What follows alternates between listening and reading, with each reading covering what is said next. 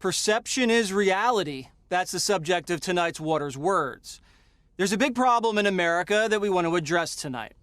The gap between reality and people's perception of reality has become dangerously wide. So much so that people are now seeing things that just aren't there. The nation's nearing mass psychosis. People are living in an alternative universe. But this is by design. Last week, we explained how big media lies to you for profit. But there's another agenda.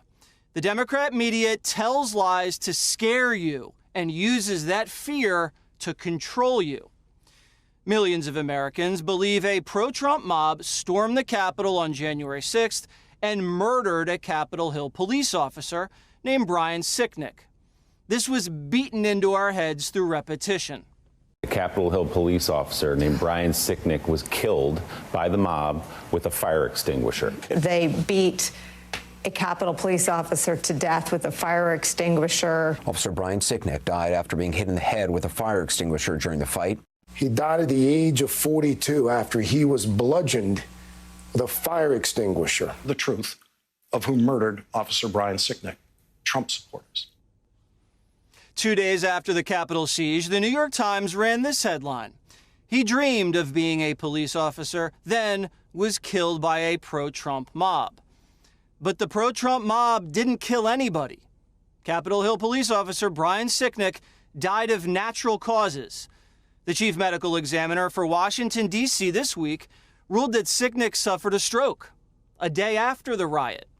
He was never struck in the head by a fire extinguisher. So why the lie?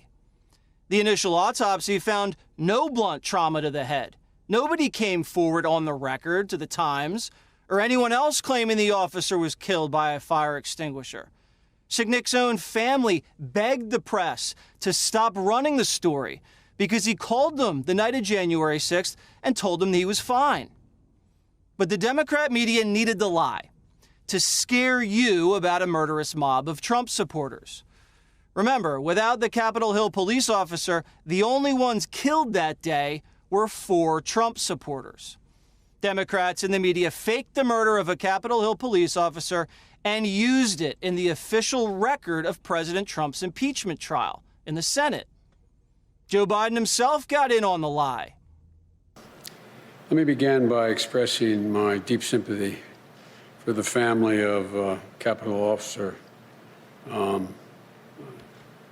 Sicknick, who has died in the line of duty. The people responsible should be held accountable, and they will be. We all recall what happened afterwards. Washington, D.C. became a militarized zone. Trump was impeached. Corporate America aligned with the Democrats, and a social media dragnet cracked down on free speech across America. Now, I'm not excusing what happened on January 6th, but the Democrats in the media hung a murder on the Republican Party. That lie tasted so sweet to the left, but the media won't pay a price for it because it was good for business. When the truth is bad for business, the media goes silent. The man who killed a Capitol Hill police officer this year wasn't a Trump supporter. He was a follower of Farrakhan. Noah Green rammed his car into police officers at the Capitol on April 2nd and was put down while charging them with a knife. Capitol Hill police officer William Evans was pronounced dead at the scene. Green was a Nation of Islam acolyte, his social media profile filled with hate.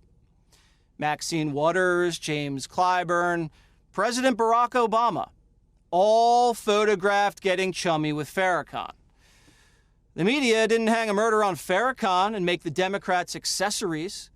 The media humanized the killer with soft profiles about his personal struggles, did no digging into Farrakhan, and the Nation of Islam, a designated hate group, still stands tall on Twitter while President Trump is banned. This brings us to the issue of racism, a concept that has become so disfigured that if you turn on the TV, it's like we're living in the pre-Civil War South. Policing in this country is rooted deeply in racist presuppositions. In certain parts of the country, modern policing has direct lineage to the slave patrols. There is no one way to be black in America, but there is one way we live while black in America. We live under siege. Now, I'm not going to sit up here as a white guy and say racism isn't an issue or doesn't exist. Of course it does.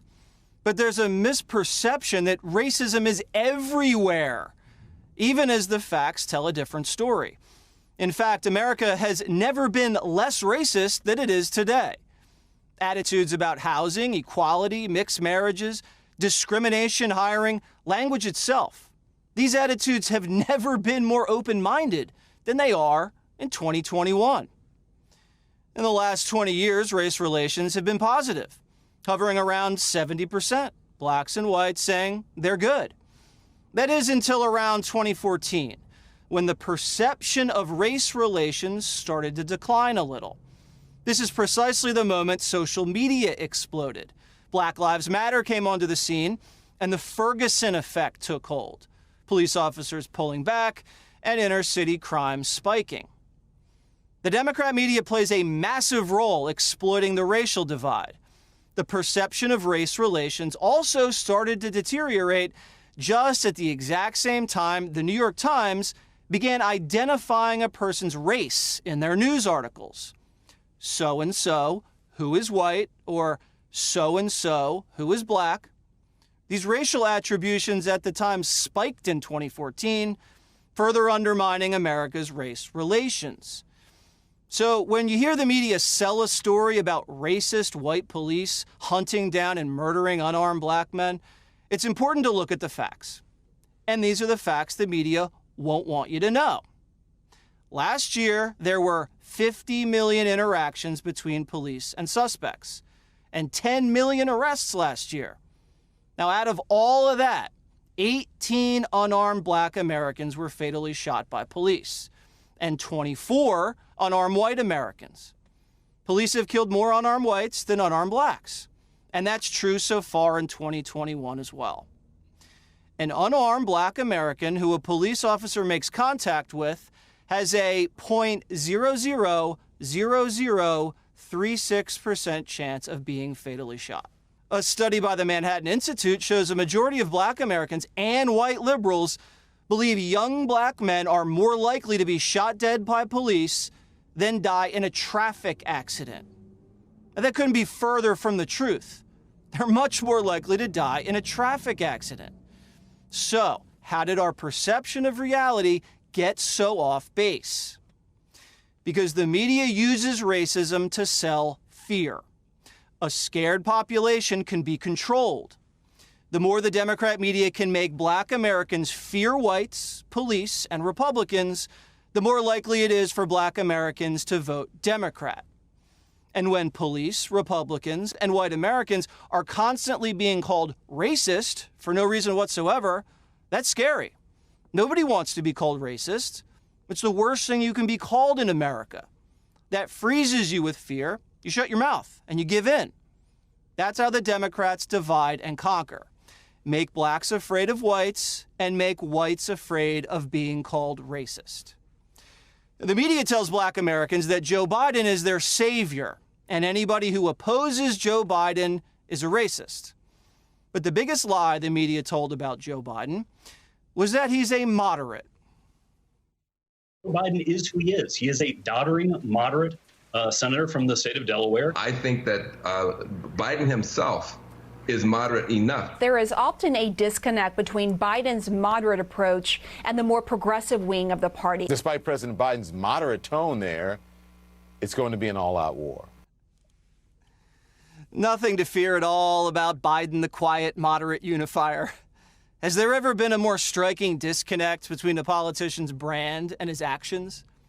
President Biden has shattered spending records, proposed the biggest tax hike in decades, totally opened the border, attacked pipelines and fracking.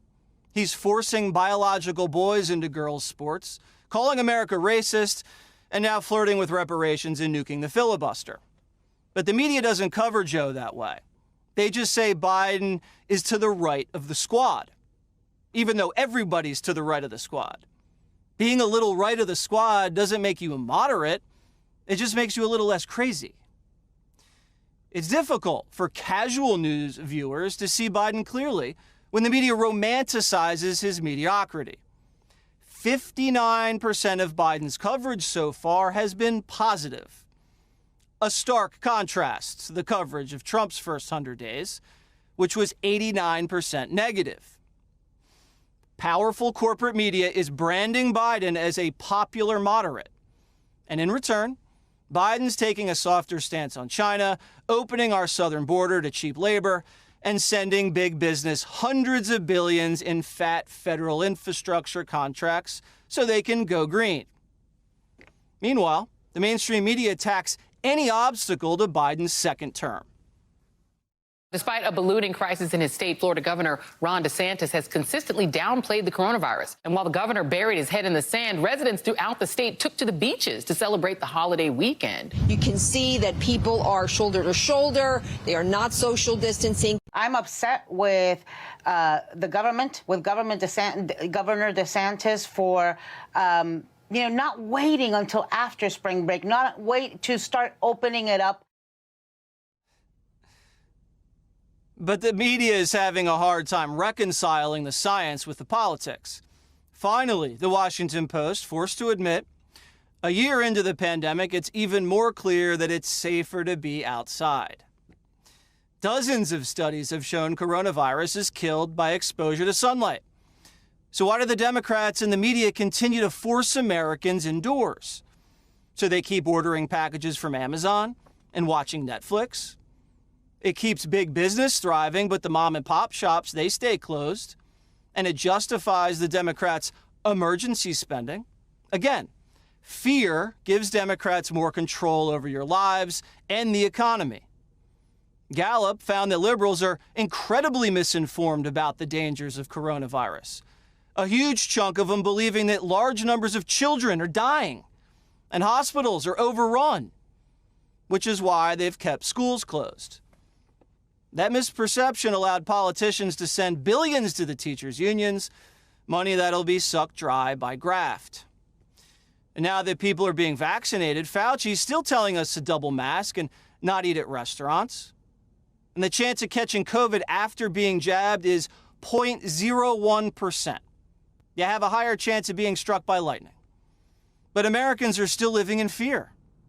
The President of the United States now assuming control of our social lives. To celebrate our independence from this virus on July 4th, with family and friends in small groups, we still have more to do in the months of May and June. We all need to mask up until the number of cases goes down, until everyone has a chance to get their shot. The media has produced a simulation, an American horror story, an audience living in fear, out of touch with reality, hooked on lies, and requiring the Democrat Party to save them from racists and death. But ladies and gentlemen, it's just a movie. None of it's real.